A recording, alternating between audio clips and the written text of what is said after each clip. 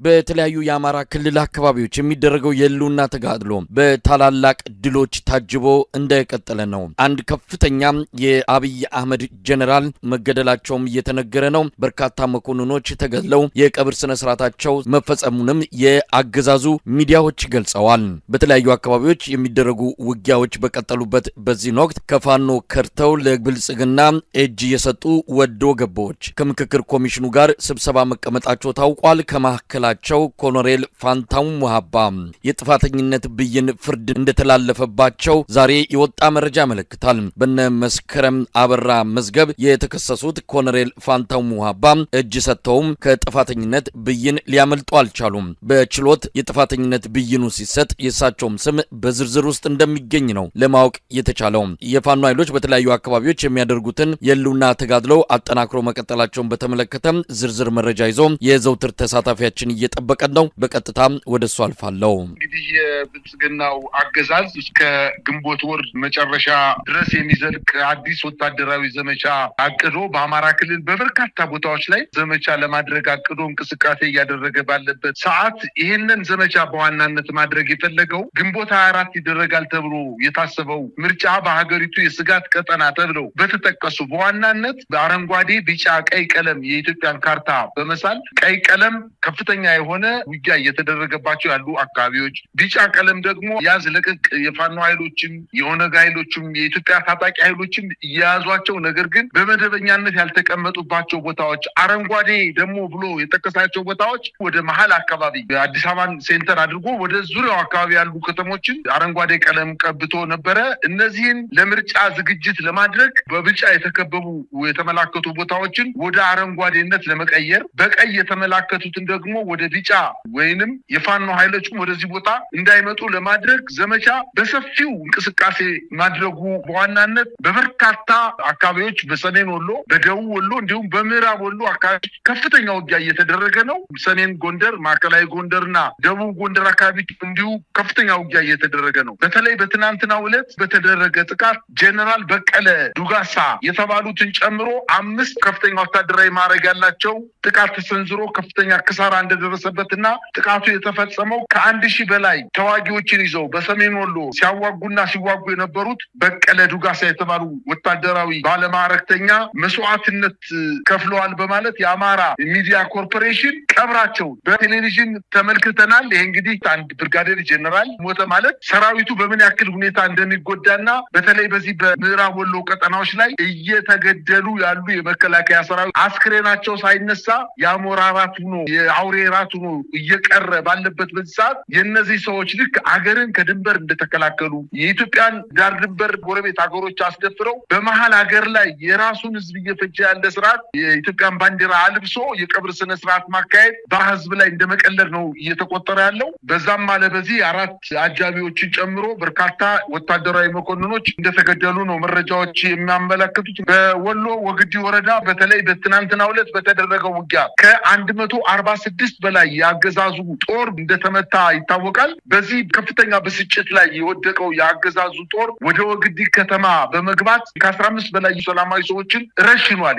እንደተለመደው በበርካታ ቦታዎች ላይ ውጊያ በሚከፈትበት ሰዓትና በተለይ በዋናነት ያገዛዙ ጦር ሽንፈት በሚደርስባቸው አካባቢዎች ላይ ወደ ከተማ ሸሽቶ የገባው ጦር እንቅስቃሴ የሚያደርጉ ማንኛውም የሃይማኖት አባት ይሁን ነፍሰ ጡር ይሁን ህፃን በጀርባዋ ላይ የምትንቀሳቀስ እናት ይሁን ህፃናት ይሁኑ ያገኙትን ሁሉ እንዳውሬ በጥይት እየመቱ እየገደሉ እንደሆነ ነው መረጃዎች እያመላከቱ ያሉት። እንግዲህ 142 የሚሆኑ የመከላከያ ሰራዊት በአንድ ቀን ውጊያ ከፍተኛ ጉዳት ደርሶበት ሰራዊቱ ወደ ደሴ ለመሸሽ ጥረት ቢያደርግም ነገር ግን ከደሴ እስከ ወግዲ ያለው መንገድ በፋኖ ኃይሎች ቁጥጥር ስር በመውደቁ የቆሰሉትን እንኳን አውጥቶ ወደ ደሴ ሆስፒታል ለመውሰድ እንዳልተቻለ ነው መረጃዎች እያመላከቱ የሚገኙት። እንግዲህ በወግዲ ከተማ የሚገኘው የመጀመሪያ ደረጃ ሆስፒታል ተጨናንቆ በከፍተኛ ደረጃ ቁስለኛ ሞልቶት እንደሚገኝ ነው የአካባቢ ምንጮች እየዘገቡ ያሉት። እንዲሁም በዛሬው ዕለት በወግዲ ወረዳ አሁንም በቀጠለው ውጊያ የአማራ ፋኖ ብሔራዊ ንቅናቄ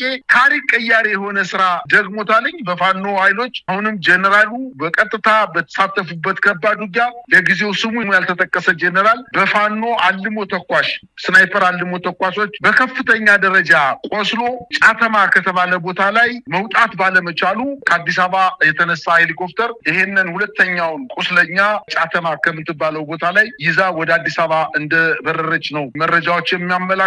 ከወግዲ እስከ ደሴ መንገዱ በፋኖ ኃይሎች በመያዙ ከግዳጅ ቀጠና አውጥቶ የቆሰሉ ሰዎችን ወደ ሆስፒታል ለማስገባት ባለመቻላቸው እና በውጊያውን በርካታ ሰራዊት ስለተደመሰማቸው ከፍተኛ ድንጋጤ ውስጥ በመውደቃቸው የወደቀውን የሞተውን የቆሰለውን ሰራዊት ትተው የወታደራዊ ጀነራሎችን ብቻ ይዘው ከስፍራው እንደሸሹ ነው መረጃዎች የሚያመላክቱት። ይህንን ተከትሎ መሳይ ገና ጦርነቱ ብሎ ሲጀምር በዚህ አካባቢ 60 ወታደራዊ ካሚዮኖች የጫኑ ወታደራዊ ትጥቅ የታጠቁ በጣም በበርካታ ቡድን የከባድ መሳሪያና በርካታ የኮማንዶ ኃይሎች የተሰማሩበት ውጊያ ለመክፈት እቅድ የያዘ ቢሆንም ነገር ግን የፋኖ ኃይሎች ቀድሞ መረጃ ስለደረሳቸው ከበባ በመፈጸም በመልሶ ማጥቃት ከፍተኛ ጉዳት እንዳደረሱበት ነው ከአካባቢው የወጡ መረጃዎች እየጠቆሙ ያሉት። በሰሜን ወሎ ዞን ሰሞኑን በተደረገው ውጊያ ብርጋዴር ጀነራል ዘውዱ ሰጣርጌን፣ ብርጋዴር ጀነራል ሞሲሳ እና የ105ኛ አየር ወለድ ኮማንዶ አዛዥ በርካታ የቡድን የከባድ መሳሪያዎች ታጥቀው የከፈቱት ውጊያ በክሳራ ተጠናቋል ማለት ይቻላል። እንግዲህ ብዛት ያለው ጦር ከባድ ጉዳት ደርሶበት አስክሬኖቹ በዛው አካባቢ ተንጠባጥበው የሚያነሳቸው አጠው ወድቀው እንደቀሩና ከወግዲ ወረዳ የተነሳው ትንቅንቅ በምዕራብ ወሎ የሚገኙ ሁሉም ወረዳዎች ላይ ማለት በሚያስችል ደረጃ ውጊያው ተስፋፍቶ እንደቀጠለና አሁንም ከፍተኛ የሆነ የከባድ መሳሪያ መድፍን ዙ23ን ድሮውንን ዲሽቃና ሞርተሮች ስናይፐሮችን የያዙ የመከላከያ ሰራዊቶች የተነጠቁትን ቦታ መልሶ ለመያዝ አሁንም ትንቅንቅ ላይ ቢሆኑም ነገር ግን እንዳልቻኑ ነው መረጃዎች እያመላከቱ የሚገኙት። መሳይ እንግዲህ በዝርዝር ከመረጃው እንደተረዳ ነው ሌሎችም አነስተኛ ውጊያዎች የተደረገባቸው በርካታ ቀጠናዎች እንዳሉ ነው በደረሱን መረጃዎች ላይ የተመለከተው። አጠቃላይ ሁኔታውን ስንመለከት አሁንም ለተጨማሪ ወራት ምናልባትም ለ11ኛ ጊዜ ይመስለኛል ባለፉት 2 ዓመት ተኩል የአብይ አህመድ አገዛዝ ዘመቻ ስያሜ እየሰጠ አጠፋቸዋለሁ ፋኖችን በሚል ከፍተኛ ቁጥር ያለው ወታደሮችን፣ ሚሊሻዎችን፣ አድማ በታኞችን እንደዚሁም ከተለያዩ ክልሎች በተለይም ከኦሮሚያ ክልል ልዩ ኃይልን በማስገባት ፋኖ ላይ ጥቃቶችን እየከፈተ ያለው ነገር ግን እስካሁን ባለው መረጃ በሬሾ ማውጣት ከተቻለ አንድ የፋኖ ወታደር በ100 በሚጠጋ የአብይ አህመድ ጥምር ሰራዊት አባላት ጋር የሚመጣጠን ነው እየደረሰ ያለው ኪሳራ። ስለዚህ ከፍተኛ የሰው ኃይል ከፍተኛ የመሳሪያ ኪሳራ ነው የገጠመው። አሁንም አብይ አህመድ እስከ ግንቦት ብሏል ከምርጫው በፊት ይህን ነገር ማጠናቀቅ አለብን ብሏል። ምርጫውን አካሄዳለው ጦርነት ቢካሄድም በታንክ እየተጠበቁ በዙ23 እየተጠበቁ ምርጫ ጣቢያዎች ምርጫቸውን ያከናውናሉ የሚል ሁኔታውን በዚህ መልኩ ለማስኬድ ወስኖ የገባበት ይመስላል። ምርጫ ቦርድ የጸጥታ ችግር እንዳለ ከወዲሁ ሪፖርት እያቀረበ እንዳለ ነው የሰማ ነው። እንግዲህ ጀነራሎች እየተገደሉ መኮንኖች እየተገደሉ ይህንንም መደበቅ ሳይችሉ ቀርቶ በይፋ በራሳቸው ሚዲያ ጭምር የቀብር ስነ ስርዓታቸውን የሚፈጽሙበት ሁኔታ ነው እየታየ ያለው። ምንድነው ከዚህ በኋላ አብይ አህመድ ሊያገኘው የሚችለው ፖለቲካዊም ሆነ ወታደራዊ ትርፍ? መሳይ እንደው ለምሳሌ እነዚህን ከፍተኛ ወታደራዊ ውጊያ እየተደረገባቸው ያሉ ቦታዎችን ጠቀስን እንጂ በአማራ ክልል በተለያዩ ቦታዎች በዛሬው ዕለትና በትናንትናው ዕለት ከፍተኛ ክሳራ ያስተናገደ ጥቃት በመከላከያ ሰራዊቱ ላይ እየደረሰበት እንደሚገኝ ነው መረጃዎች የሚያመላክቱት። ነገር ግን ከበፊት ስህተቱ የማይማረው ስርዓት አይኑን ጨፍኖ ወደኋላ እንደሚሮጥና ገደል ይሁን እሳት ይሁን ዋይሁን የማያውቅ ስርዓት ወደኋላ እየሮጠ ራሱንም እየጎዳ የኢትዮጵያ ሕዝብን ኢኮኖሚ ህይወት እያጠፋ እንደሚገኝ ነው። በአጠቃላይ አማራ ክልል እንኳን ዛሬ ሞርተሮችን፣ ዲሽቃዎችን፣ ዙ23ቶችን ይዞ አይደለም ፋኖ በመጀመሪያ 2 ሳምንታትና ወራት እናጠፋለን ብሎ በሄደበት ሰዓት እንኳን ምን ያክል ክሳራ እንደደረሰበት የኢትዮጵያ ሕዝብ በተለይ ደግሞ የአማራ ሕዝብ በደንብ አድርጎ ጠንቅቆ ያውቃል። ከፍተኛ የሆነ ዝግጅት አድርጓል ፋኖ። ከእንግዲህ በኋላ ፋኖ ተገፍቶ የማይወድቅ ተራራ ሆኖባቸዋል። ከፍተኛ ጭንቀት ውስጥ ነው ያሉት። አሁን እነሱ እያደረጉ ያሉት ነገር ምንድን ነው? በቀል ነው እየተፈጸመ ያለው። እኛ ከዚህ በፊት በትግራይ ክልል በተደረገው ጦርነት ወቅት ዙሪያውን ከበባ አድርጎ በውስጥ ሲሰሩ የነበሩትን የኢትዮጵያ ሕዝብ እንዳያውቅ አድርጎ የትግራይን ሰላማዊ ሰው እየፈጀ እንደነበረ ጦርነቱ ካለቀ በኋላ የአይን እማኞች ከተናገሩ በኋላ ነው የኢትዮጵያ ሕዝብ በትግራይ ሕዝብ ላይ ምን ያክል ጭካኔያዊ ተግባር እንደተፈጸመ የተረዳ ነው። ነገር ግን አሁንም ያንን ከዛ ተመሳሳይ ድርጊት ለመፈጸም በአማራ ክልል የፋኖ ኃይሎች መምታት ሲያቅተው ማጥቃት ሲያቅተው በከተማ ላይ ምሽግ በመቆፈር በሆስፒታሎች፣ በጤና ጣቢያዎች፣ በትምህርት ቤቶች ላይ ምሽግ ሰርቶ የከተማ ሰዎችን በመቀማት በመግደል በመድፈር ተግባር ላይ ይኸው 3 ዓመት ሞልቶታል።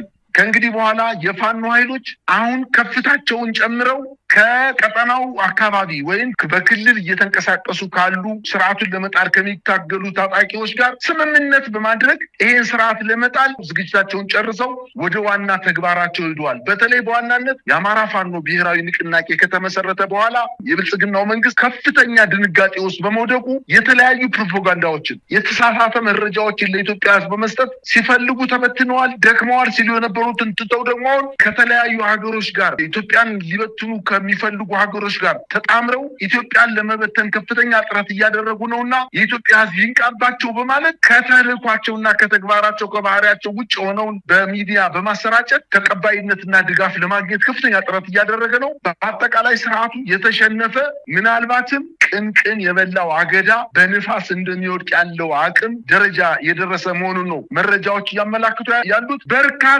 ኢትዮጵያውያን ሳያውቁትም በግድም ታፍነው ወደ አማራ ክልል 1 ወርና 2 ወር ስልጠና ብቻ በመውሰድ በማያምኑበት ጦርነት እያሳተፈ ይኸው በሸንተረሩ በወንዝ ዳር በተራራ በጉድጓድ ውስጥ ሳይቀበር እየቀረ ምናልባትም የአማራ ህዝብ ባህልና ወግ ያለው በመሆኑ አስክሬናቸውን የወደቁትን እያነሳ በእምነት ተቋማት ድንበር ላይ እየቀበራቸው እንደሚገኝ ነው። በተለይ በወግዲ ወረዳ በትናንትናውና በዛሬው ዕለት በተደረገው ውጊያ በርካታ ህፃናት፣ ታዳጊዎች መሳሪያ ተሸክመው መሮጥ የማይችሉ የመከላከያ ሰራዊት አባላት ወድቀው የአካባቢው ማህበረሰብ ነው እየቀበራቸው ያለው። ነገር ግን መንግስት ዙ 23 ይተኩሳል፣ መድፍ ይተኩሳል፣ በድሮን ይደበድባል። ሲቪሉን ነው ግን እየፈጀው ያለው። የማይቀር ድል ስላለ የመከላከያ ኃይሉ ከዚህ በኋላ ማሸነፍ አይደለም በሰላም እንደው በጥሩ ሁኔታ ተሸንፎ እንኳን ተመልሶ ወደ እናቱና ወደ ቤተሰቦቹ መግባት እንደማይችል አውቆ የፋኖ ኃይሎችን መቀላቀል እንዳለበት ነው በዚህ አጋጣሚ መልእክት ማስተላለፍ እንፈልገው። መሳይ እንግዲህ የአብይ አህመድ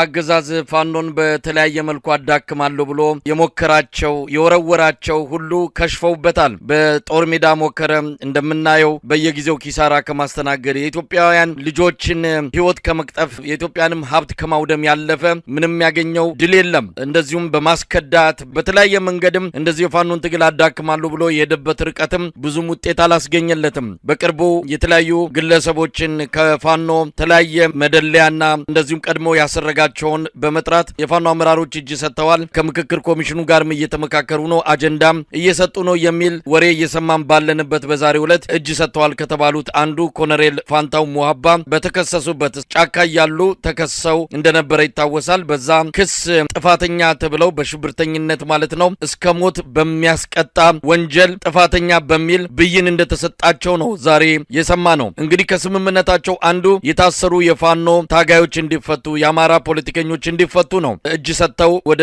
አብይ አህመድ ጉያ የገቡት። ነገር ግን እንኳን ሌላውን ሊያስፈቱ እንኳን ሌላውን ነጻ ሊያወጡ እሳቸው አሁን ወደ ዘብጥያ ሊወርዱ የሚችሉበት ሁኔታ እንዳለ ነው። እንግዲህ የፍርድ ቤቱ ሂደት አሁን ባለው ሁኔታ ከቀጠለ መዳረሻቸው ከቅሊንጦ ወይም ከቃሊቲ መሆኑ የማይቀር ነው። ባለፈው እንደተገለጸውም ለሕክምና ብለው ነው እጅ የሰጡት።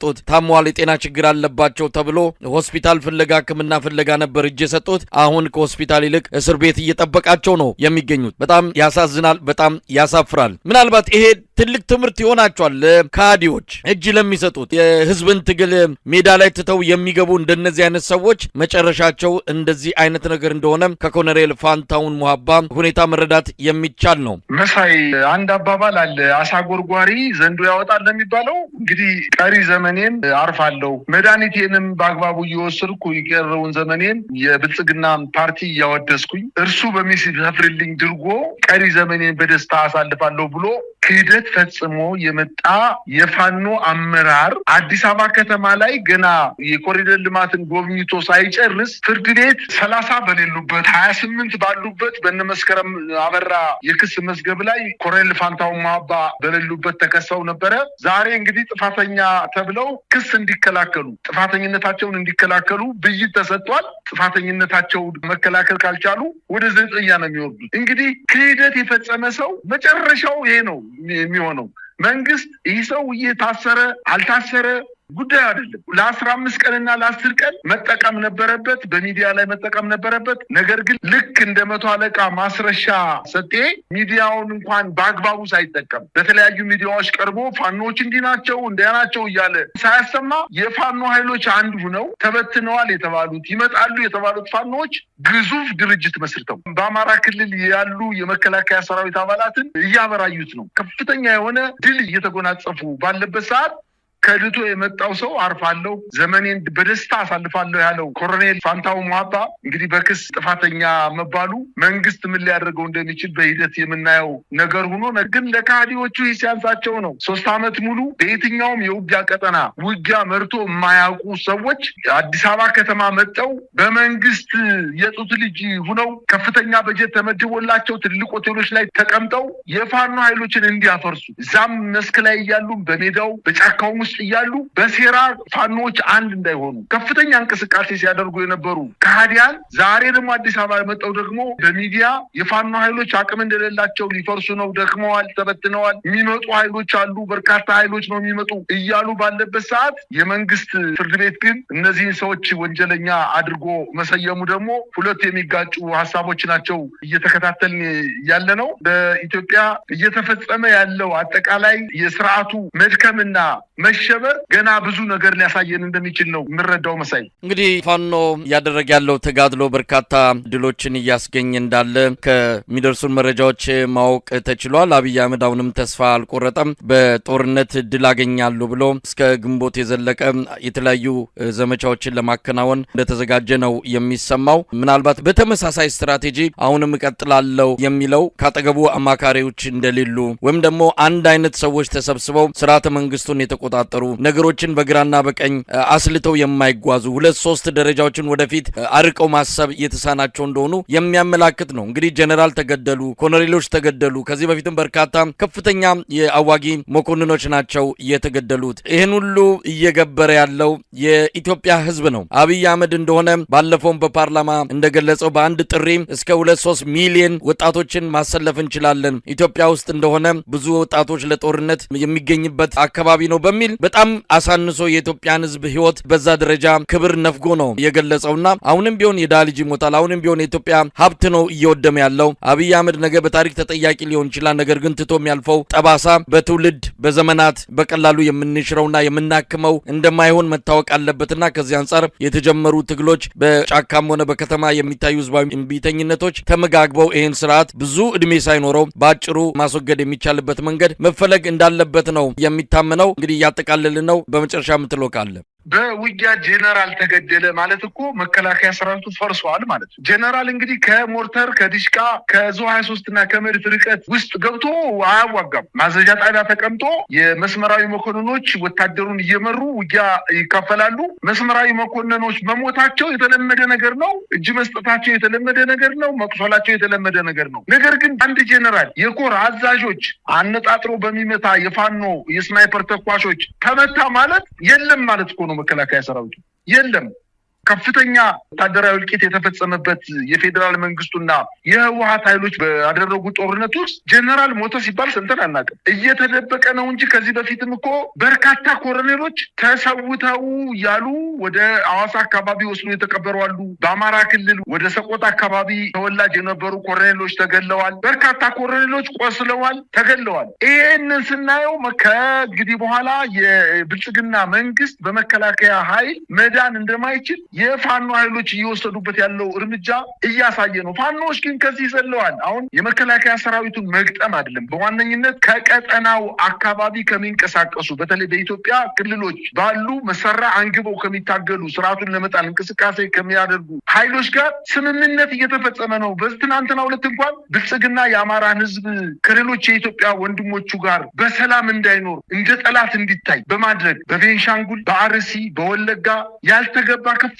ጉዳት እንዲደርስበት ያደረገው የብልጽግና መንግስት ዛሬ ይህንን ነገር ለማስተካከል የአማራ ፋኖ ብሔራዊ ንቅናቄ ብልጽግና ያበላሸውን አብሮ በሰላም የመኖር እሴትን ወደ ነበረበት እንዲመለስ ለማድረግ የአማራ ፋኖ ብሔራዊ ንቅናቄ ሊቀመንበር ዘመነ ካሴ በቤንሻንጉል ክልል ተገንቶ ከ4 ዓመት በፊት በታጣቂ ኃይሎች ተጠልፈው የነበሩ ከ10 በላይ የሚሆኑቶቻችን ለ4 ዓመታት ከቤተሰብ ተነጥለው ተጠልፈው የነበሩ ወይንም ታፍኖ ተወስዶ የነበሩ ሴቶችን ድርድር በማድረግ ብቻ ሳይሆን ከነሱ ጋር ጋር በቀጥታ በመገናኘት ውይይት በማድረግ ስምምነት ላይ በመድረስ በቀጠናው አብሮ ለመስራት ከተስማሙ በኋላ ተይዘው የነበሩ ሴቶችን ተለቀው ወደ ቤተሰቦቻቸው እንዲመለሱ አድርጓል። በትናንትናው ዕለትም እንዲሁ በጉንዶ መስቀል አካባቢ ከደራ ወረዳ ወደ አዲስ አበባ ሲጓዙ የነበሩ በርካታ በአውቶቡስ ሰላማዊ ሰዎች ይንቀሳቀሱ የኦሮሞ ተወላጆች በመንግስት ሸኔ በሚባለው የመንግስት ደጋፊ ኃይል ተጠልፈው ታፍነው ተይዘው የነበሩትን የአማራ ፋኖ ብሔራዊ ንቅናቄ ከፍተኛ ዋጋ ከፍሎ እነዚህን 5 ሴቶችና 2 ወንዶችን ዋጋ ከፍሎ ካስለቀቀ በኋላ ለቤተሰቦቻቸው እያስመለሰ ነው። የአማራ ፋኖ ብሔራዊ ንቅናቄ ካሁን በኋላ ከመሬት ከፍ ብሎ ስለ ኢትዮጵያ የሚያስብ ስለ አማራ ብቻ ሳይሆን ስለ ኢትዮጵያ መቻቻል አብሮ መኖር የሚያስብ ድርጅት እንደሆነ በበርካታ ማሳያዎች መጥቀስ ይቻላል። ከዚህ አለፍ ስንልም አገዛዙ ምርጫ አደርጋለሁ በ11ኛ ዙር ዘመቻ መልክ የአማራ አካባቢ የሚንቀሳቀሱ ኃይሎችን እመታለሁ ብሎ ከፍተኛ ጦሩን ይዞ ገብቶ ለ11ኛ ጊዜ ዘመቻ ጀምሯል በዚህ 3 እና 2 ቀናት ውስጥ። ነገር ግን ምንም ውጤት ባያመጣም እንኳን አገዛዙ በዓለም አቀፍ ሚዲያ በዓለም አቀፍ ተቋማት ዘንድ ከፍተኛ ክሳራ እየደረሰበት እንደሆነ ከትናንት በፊት የወጣው የሂውማን ራይትስ ዎች መግለጫ ችግር ያለበት መንግስት እንደሆነ አጋልጠዋል። እንግዲህ በትናንትናው ዕለት መግለጫ ሲሰጥ ከ2018 የታቀደውን ምርጫ አያይዞ በገለልተኛ መገናኛ ብዙሃንና በሲቪል ማህበራት ላይ መንግስት የሚወስደው እርምጃ አጠናክሮ ቀጥሏል ሲል ከሶታል። መንግስት ቀድሞውንም በሀገሪቱ የሰብአዊ መብት አያያዝና ለዜጎች መብት መከበር ጉልህ ድርሻ እንዳላቸው የሚታወቅ ቢሆንም ለነጻ የሲቪል ማህበራት ያለው ቦታ ዝቅተኛ መሆኑን ጠቅሶ አሁንም ችግሩ ተጠናክሮ መቀጠሉን አያይዞ ጠቅሷል። የሰብአዊ መብት ድርጅቶችና አንቂዎች ላይ ዛቻ፣ ማስፈራራትና እስራት ተጠናክሮ መቀጠሉን በበርካታ ሀገራትን ዛቻና ማስፈራራት፣ እስራት እየደረሰባቸው በመሆኑ ሀገር ጥለው እየተሰደዱ መሆናቸውን ጠቅሶ የኢትዮጵያ መንግስትን ከሷል። በተለይ ነጻና ገለልተኛ መገናኛ ብዙሃን ላይ ቁጥጥሩ ከአቅም በላይ በመሆኑ በእነዚህ ተቋማት ላይ የሚሰሩ ጋዜጠኞች በባለስልጣናት እንግልት፣ ማስፈራራትና ስራት በተለየ ሁኔታ ብቻቸው ለበርካታ ጊዜያት በመታሰራቸው ከእስር ቤት ሲወጡ እንኳን አንድ ቀን ሳያድሩ ከሀገር እየተሰደዱ እንደሆነ ይሄ የሂውማን ራይትስ ዎች ዘገባ ያመላክታል። በእነዚህ 2 ወራቶች ነሐሴና መስከረም ባሳለፍነው 2 ወራቶች እንኳን 6 ጋዜጠኞች እንደታሰሩ፣ በዚህም ምክንያት የሲቪል ምህዳሩ መጥበቡን፣ የመገናኛ ነጻነት መታጣቱን፣ የኢኮኖሚ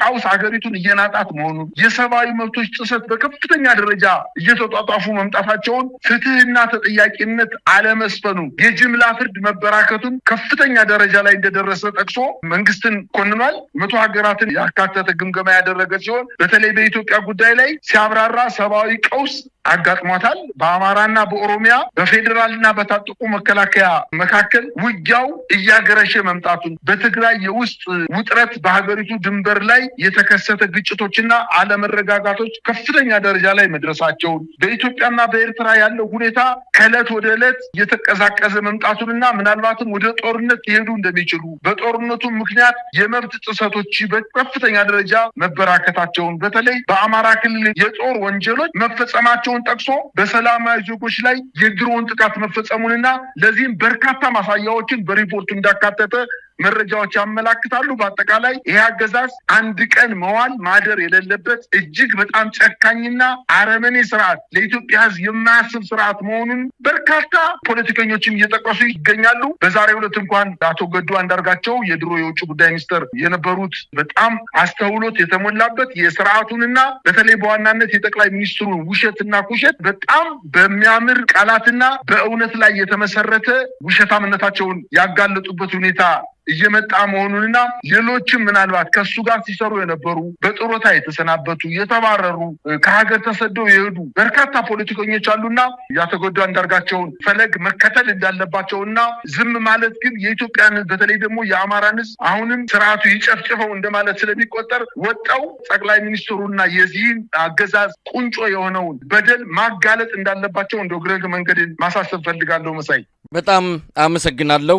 የፋኖን የሉና ተጋድሎ መነሻ በማድረግ ያዘጋጀነው ጥንቅር ይህንን ይመስላል። አንተንም ተመልካቾቻችንንም ከልብ በማመስገን እሰናበታለሁ። እግዚአብሔር ይስጥልኝ። እኔም አመሰግናለሁ።